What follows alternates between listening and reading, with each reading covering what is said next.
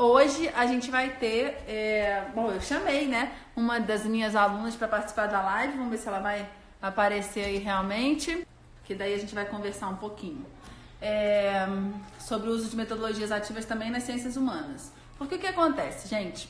Muita gente, quando eu falo de metodologias ativas, quando eu falo de aprendizagem ativa, muita gente vem me perguntar: Janaína, mas para o contexto da língua portuguesa vai funcionar? Janaína, para o contexto da matemática vai funcionar? Para o contexto de escola pública, para o contexto de ensino superior, né? Existe muito esse questionamento. Existe muito esse questionamento, né? Para qual contexto que a metodologia ativa realmente funciona, né? Para qual contexto que não funciona.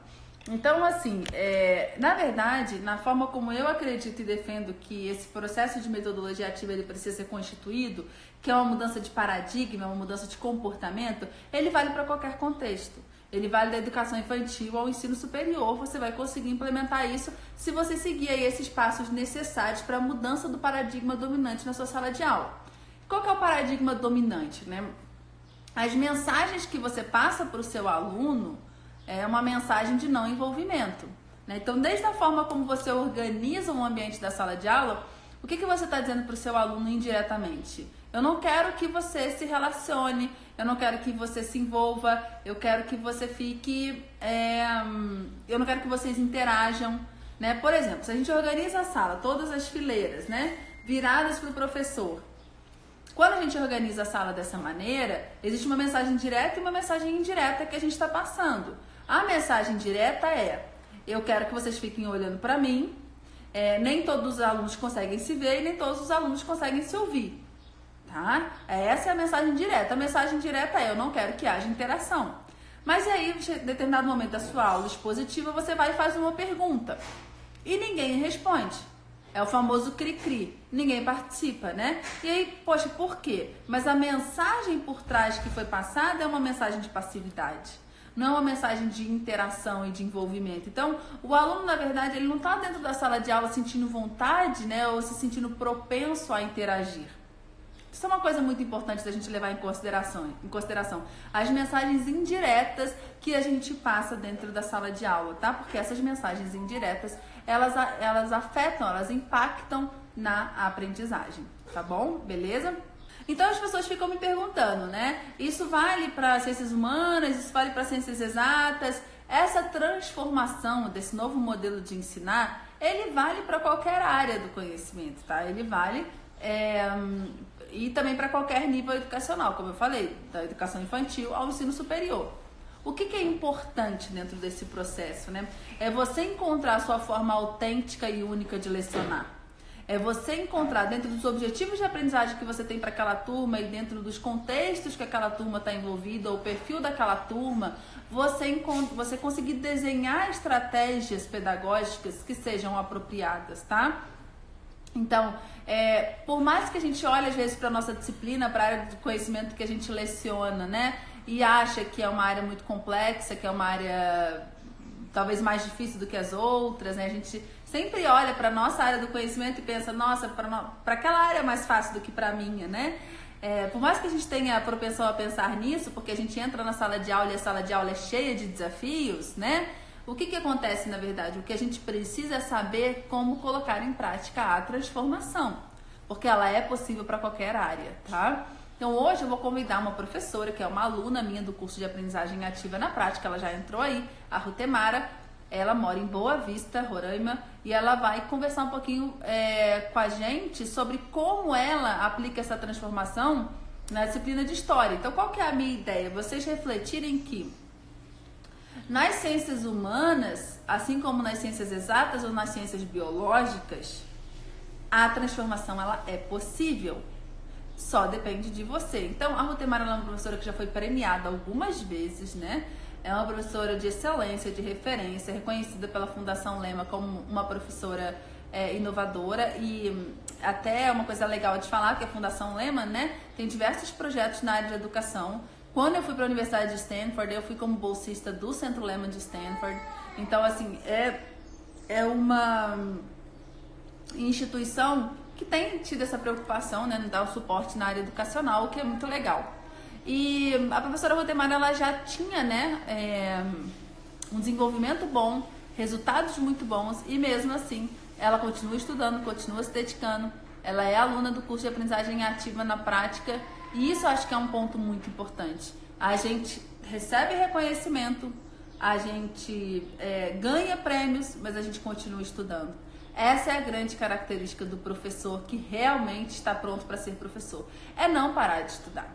Porque o mundo está mudando, os alunos estão mudando, né? Então, assim, enfim... Aí, chuva de corações para Rutemara, o Moisés puxou aí, ela merece. Então, assim, eu vou conversar um pouquinho com elas para vocês, pela experiência delas, irem refletindo também sobre o aprendizado de vocês. Eu queria muito conversar com ela, a Rutemara só podia na hora do almoço, mas quem tiver aqui, quem ficar aqui, tenho certeza que vai aprender muito, tá? Vamos chamá-la aqui, então, um pouquinho. Oi, Rutemara! Oi, Janaína! Que bom falar com você. Nossa, que honra, que alegria. Prazer é meu aí ser convidada por vocês, da Educaetos, você como a mentora, né, de todo esse projeto de formação de professores, o que é algo muito importante, haja vista que esse ano a BNCC já é lei e deve ser aplicada, e o teu curso, a tua proposta de trabalho tem tudo a ver com a BNCC. Então, eu acho que é importantíssimo os professores estarem aí da educação básica, né? Mas, fora isso, acho que educação superior, eu também já fui professora da educação superior, e é excelente essa proposta do teu curso, principalmente aquela do plano de aula, né? Do planejamento reverso, que eu acho assim, eu estou aprendendo demais, e esse ano eu já quero fazer do jeitinho que eu estou aprendendo, e já observar os resultados aí dentro da minha sala de aula. Porque a gente está sempre aprendendo, que nem você falou agora mesmo, né? Com certeza. Então tá muito... Vou só contextualizar para quem está ouvindo, porque o que acontece? No momento eu tenho um curso de aprendizagem ativa na prática e eu tenho o desafio de 15 dias, né, gente? Que eu fico ensinando como fazer um plano de aula. A Rutemara está nessa turma, mas é a última turma, eu não vou mais oferecer esse desafio, porque a Rutemara tá vendo, né? Eu fico 15 dias, manhã, tarde e noite, respondendo todos os professores, lendo todos os projetos, todos os planos de aula. Então, para mim, na minha rotina é muito cansativo. Ela tá fazendo parte dessa última turma. Mas, né, enfim, a gente está pensando em outras possibilidades para ensinar plano de aula, mas que bom que você está gostando, Rutemara, eu fico muito feliz. E, de fato, está muito conectada à BNCC, porque o que acontece? Eu quero mais ouvir a Rutemara, mas eu só vou contextualizar uma coisa em relação à BNCC. Como eu acabei bebendo muitas fontes internacionais, eu acabei chegando a algumas conclusões, eu e outros professores, inclusive você é uma dessas também, né? A conclusão de que a educação precisa mudar antes da BNCC existir. Porque a BNCC também bebeu nessas fontes internacionais. Só que agora que foi no governo Temer que ela foi finalizada. O Bolsonaro já disse que ela vai continuar. Agora que isso foi chancelado, a gente tem que se virar para colocar em prática, né? Então, a gente ter essa comunidade de professores transformadores para a gente trocar nossas experiências é muito importante. Então, deixa eu só te dizer aqui, ó, Rutemara, a gente tem das ciências humanas até agora 2 pessoas que se colocaram como ciências humanas, uma de ciências exatas e uma de biológicas, tá? Eu estou pedindo quem é de ciências humanas digitar 1, quem é de ciências exatas digitar 2 e quem é de biológica digitar 3. Então, Rutemara, me explica assim, conta um pouquinho para mim, quando você começou a perceber que você precisava mudar a sua forma de ensinar? Bom, quero ser mais rápida, assim, porque eu costumo falar muito. Acho que o professor de história fala demais. Então, eu vou ser mais rápida. Assim, eu estava dando aula para o Ensino Fundamental 2, né? Quando eu comecei a minha carreira de professora, eu já comecei tanto no ensino superior quanto na educação básica. Eu sou funcionária do governo do estado de Roraima. E eu comecei a dar aula para o Ensino Fundamental 2, foi um grande desafio.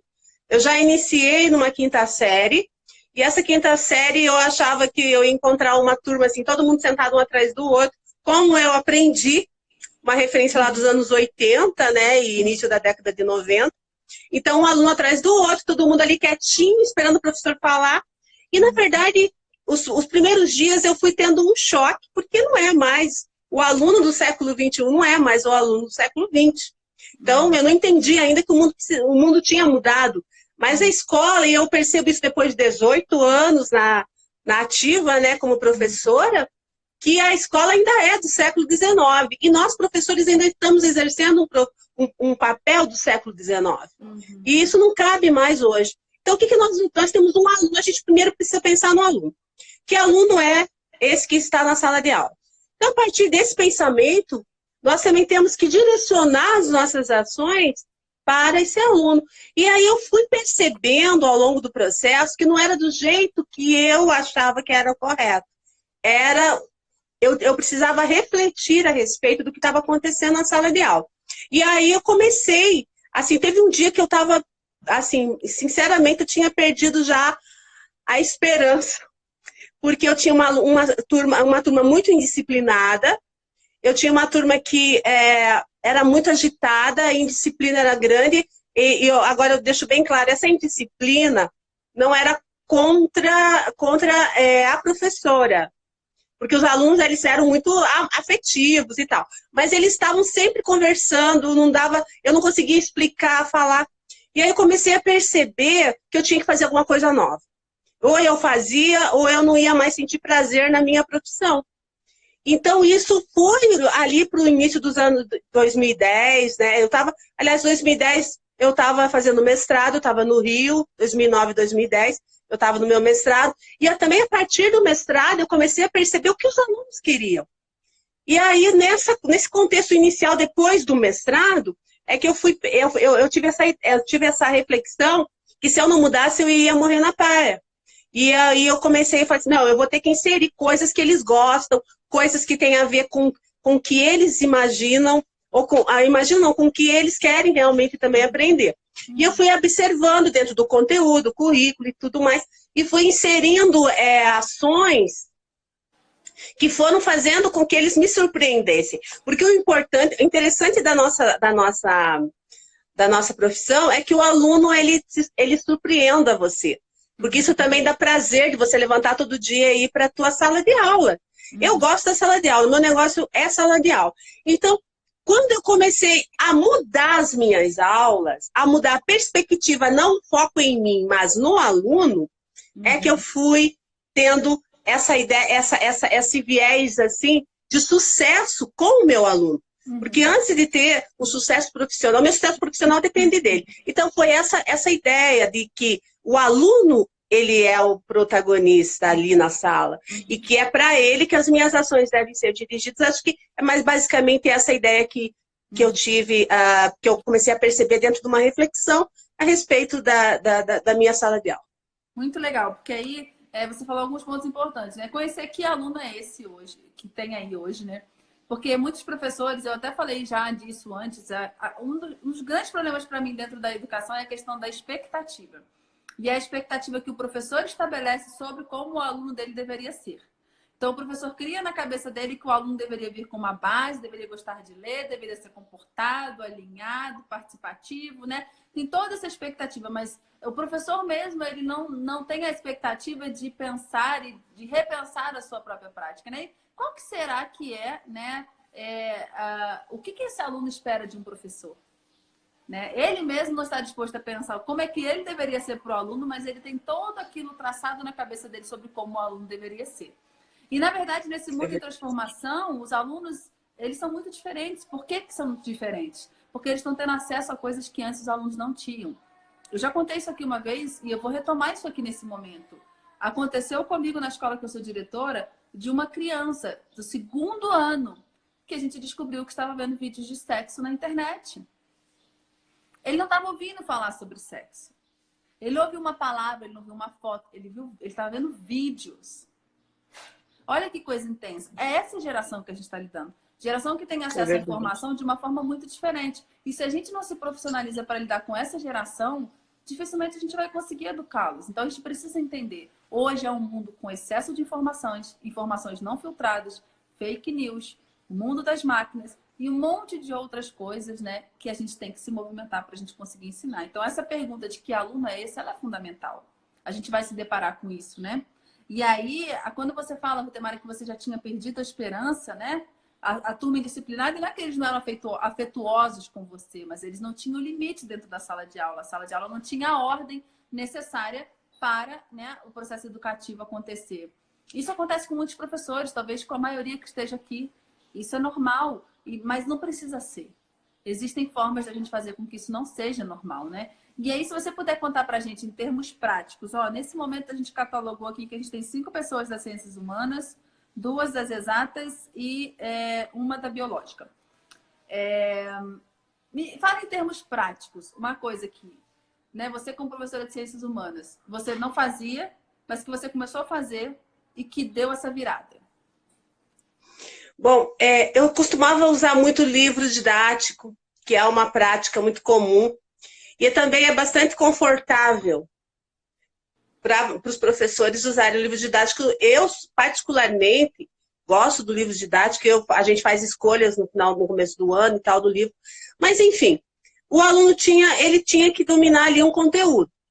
Ele não queria, aquele papel do professor falando na frente do professor de história, né? Falando, explicando, vamos ler, vamos sei o quê. Não estava dando certo. Não estava dando certo. Eu tinha que arranjar um jeito de que as coisas dessem certo. O que o meu aluno tinha lá no início dos anos de 2010, da década de 2010? Ele tinha uma câmera fotográfica, ele já tinha um YouTube, ele já lidava com computador, com programas de edição, isso no 9º ano. 8º e 9º ano. E aí o que acontece? Eu falei assim, não, eu vou ter que colocar um trabalho, um desafio para esses alunos, para que eles façam, além de ficar escrevendo, ou de ficar me ouvindo. Então, eu vou mudar esse contexto sala de aula. Vou mudar a forma como eu organizo essa aprendizagem. Então, quando a gente discutiu, fizemos fichamento, eles gostaram de fazer uma atividade como fichamento, eu ensinei para eles. E aí eu falei assim, bom, gente, esse foi o primeiro trabalho que eu fiz assim, que saí fora da caixinha, né? E aí eu falei assim, bom, agora nós vamos estudar aqui as revoltas sociais da Primeira República.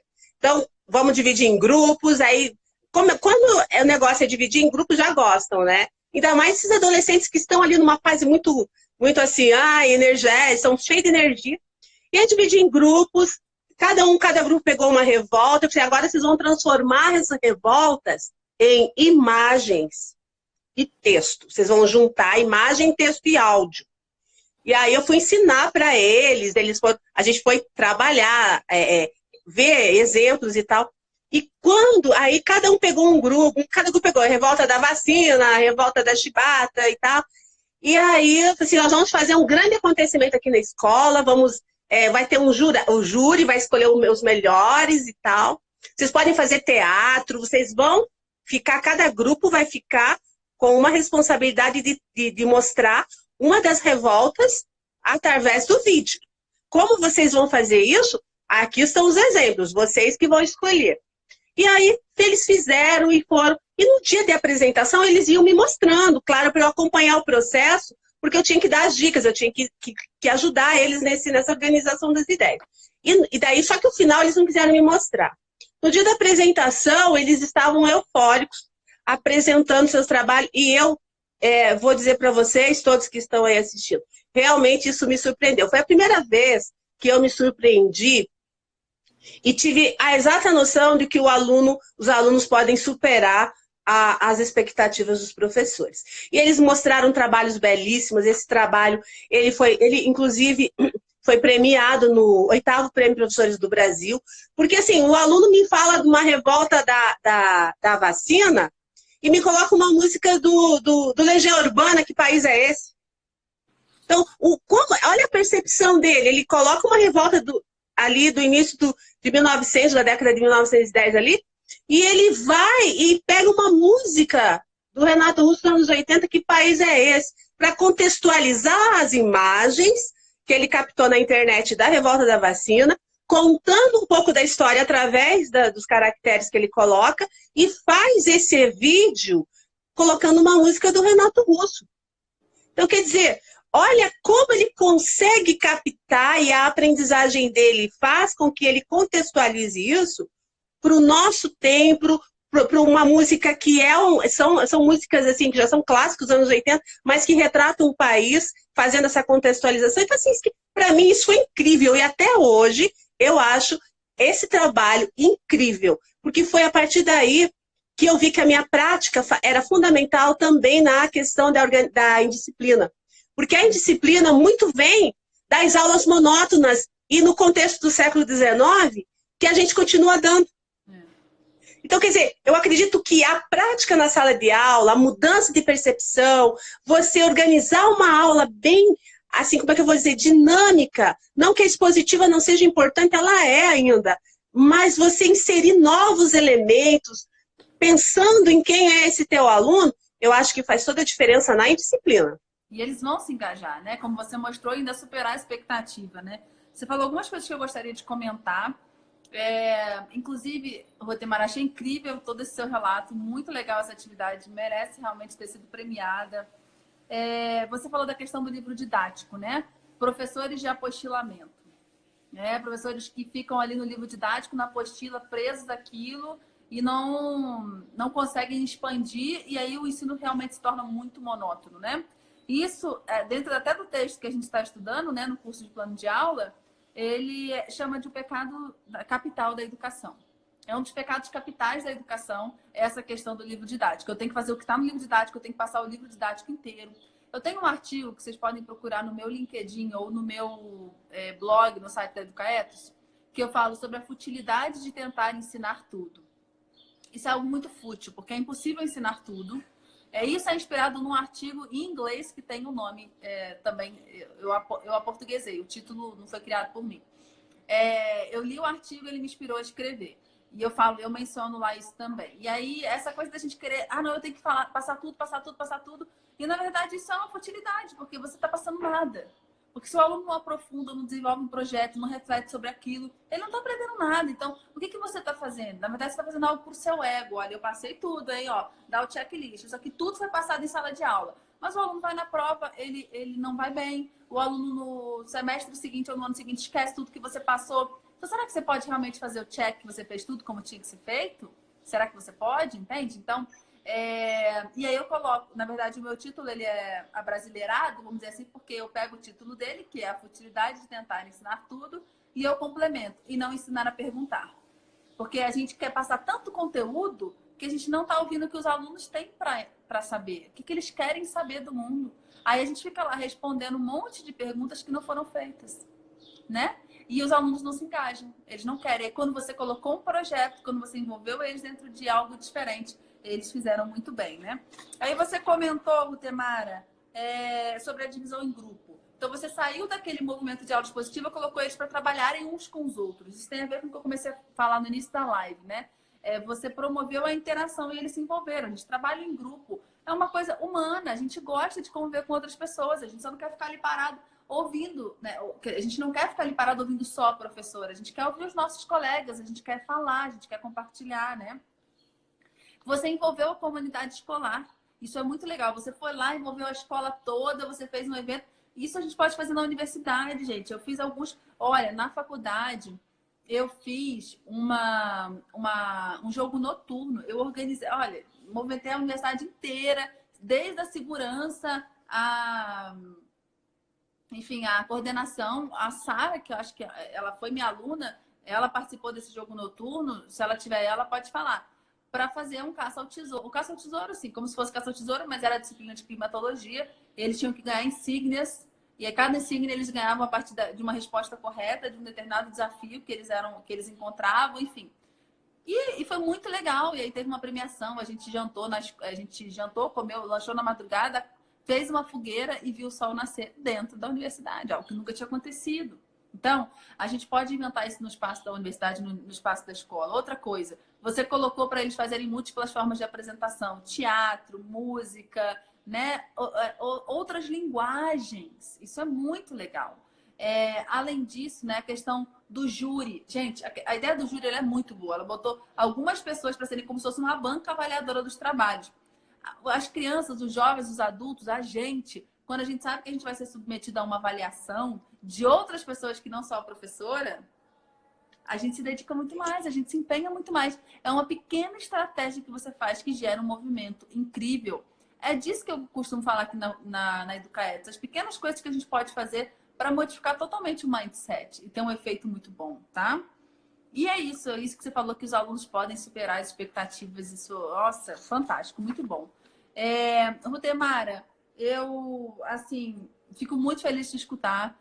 Já, né, que eu já falei no início, eu me sinto muito honrada de você ser, né, uma aluna minha lá no curso. Se você puder falar um pouquinho também do que o curso vem acrescentando para você, eu fico muito feliz se você puder falar. Bom, o curso ele acrescenta assim eu estou aprendendo muito a questão da objetividade, porque eu sou uma pessoa que tem dificuldade de ser objetiva. E eu tenho boas ideias, mas eu tenho uma dificuldade em colocar isso, organizar isso através de um texto, através de frases, etc. Então, a grande questão para mim é pegar tudo que eu estou aprendendo e transformar isso em algo que eu vá fazer e eu consiga ver essa ação acontecer. Eu acredito assim, eu estou querendo que comece logo o ano letivo, estou com algumas questões aqui para resolver ainda em relação ao ano letivo, mas eu quero eu quero implantar todas essas ideias que eu estou aprendendo, eu quero seguir a orientação, a instrução, para que eu tenha efetivamente tenha os resultados bem claros assim do que os alunos estão aprendendo. E eu acredito que assim, o curso que eu estou fazendo, aprendizagem na prática, ativa na prática também, ele vem se juntar a isso, a essa questão também do planejamento, e vem me dar um suporte muito grande em relação à BNCC.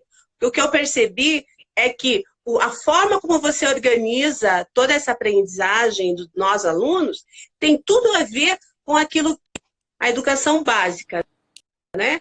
Em relação à BNCC. Então, para mim, a aprendizagem está sendo fantástica. Eu estou aprendendo a ser objetiva, que é uma dificuldade muito grande da minha parte em relação à objetividade. Outra coisa é ter clareza, né, do que os alunos eles vão aprender.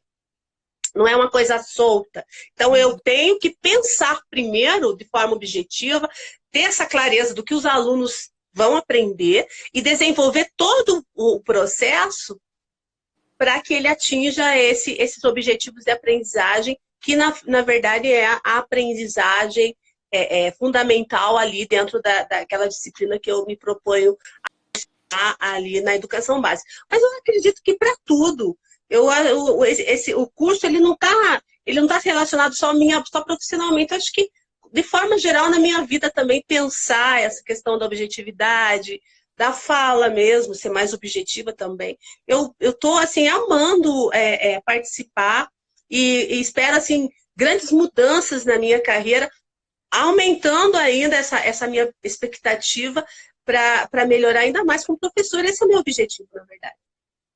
Legal. Nossa, eu fico muito feliz em ler isso, em ouvir isso. Porque, assim, a objetividade ela é fundamental. E se a gente não tiver objetividade, a verdade é, a gente consegue fazer coisas incríveis, a gente consegue criar atividades incríveis, a gente consegue envolver os nossos alunos, mas a gente não consegue medir a aprendizagem de fato. E aí o trabalho do professor ele fica incompleto. Ele já está muito bom, já está muito legal, já caminhou muito, já estamos de parabéns, mas a gente não consegue realmente dizer o quanto o nosso aluno sabe, o quanto o nosso aluno não sabe. Então, a objetividade, ela permite isso, porque ela permite que a gente estabeleça critérios de avaliação. Então, isso é muito legal. Então, tá bom. Rutemara, muito grata pela sua presença. Aproveitei as suas férias, né? Eu não tô de férias, né? Porque estamos cheios de trabalho lá na escola. E estamos aqui também na Educaetos. Sou muito grata pela sua presença. Aproveitei com a sua família. Gente, é isso. A nossa live de hoje vai acabar, né? Por agora. Eu vou pedir só para a Rutemara passar uma mensagem para todos vocês, o que ela deseja para todos vocês. E eu vou terminar com a minha, né, clássica frase. Vamos juntos humanizar a educação? Rutemara, pode falar aí. Bom, agradeço o convite, né, que foi feito pela Educaetos, na pessoa da professora Janaína, uma professora maravilhosa. Eu, inclusive, já recomendei muito o seu curso. Aí os professores estão muito interessados. Tem gente que já entrou, que inclusive conheceu através do que eu e a minha amiga Érica também, que faz o curso, falamos. está sendo maravilhoso. Eu tenho certeza que o curso que nós estamos fazendo vai melhorar ainda mais a nossa prática. Porque o objetivo é ser um profissional de excelência, não é ser qualquer profissional de excelência. E esse curso ele está proporcionando isso. Agradeço muito esse convite. Fico à disposição para qualquer outra questão que vocês da Educaetos aí precisarem. Deixo um abraço para os meus colegas, todos os professores que estão aí no grupo, tá todo mundo meio atrasado. Eu estou de férias, mas na verdade não estou muito de férias, que eu também estou fazendo curso, estou estudando aqui, porque a gente, professor, não para, né? Com aquela coisa na cabeça. Aquela coisa na cabeça, bolando ideias, tendo coisas ali, querendo projeto, e estudando, o que é mais importante, estudando aqui com a Educaetos.